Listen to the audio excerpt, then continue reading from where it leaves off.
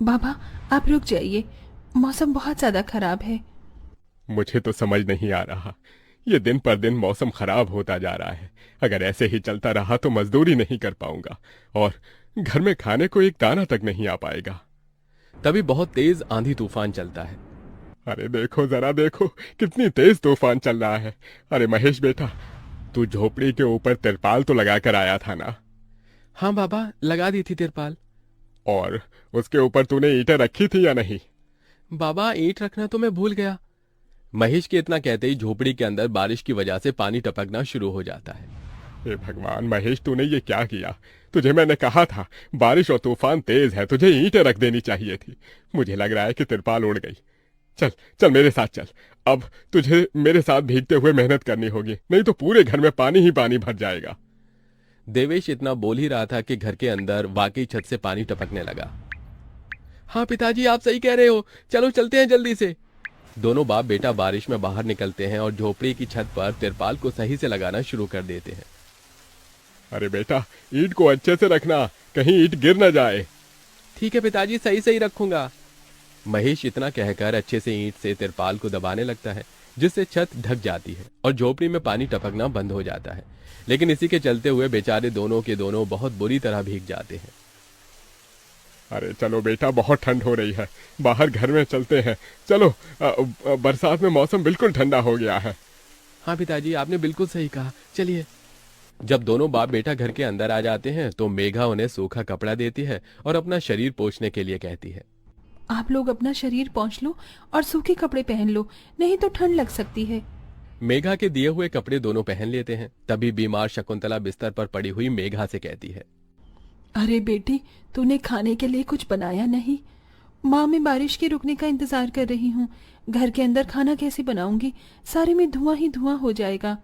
मेरी दवाई का समय हो गया है और मुझे भूख भी लग रही है। ठीक है माँ, मैं कुछ करती हूँ।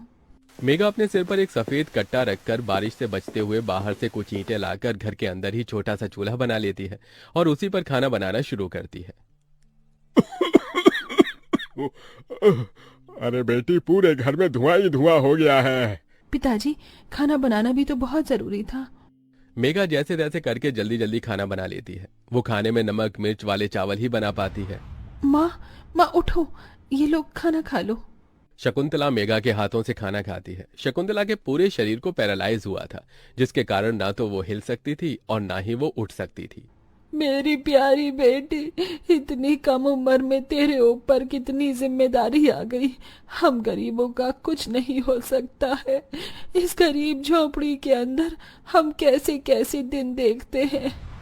कोई बात नहीं माँ, बच्चे समय के अनुसार बड़े होते हैं, लेकिन मैं समय से पहले बड़ी हो गई हूँ। आपको तो खुश होना चाहिए।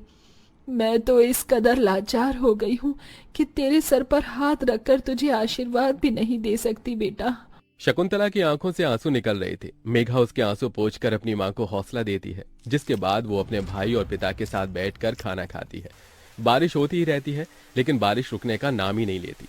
खाना खाकर वो सभी सो जाते हैं। आधी रात के समय जिस तरफ शकुंतला का बिस्तर होता है, वहां पर पानी टपकना शुरू हो जाता है। अरे ये क्या, पानी टपक रहा है।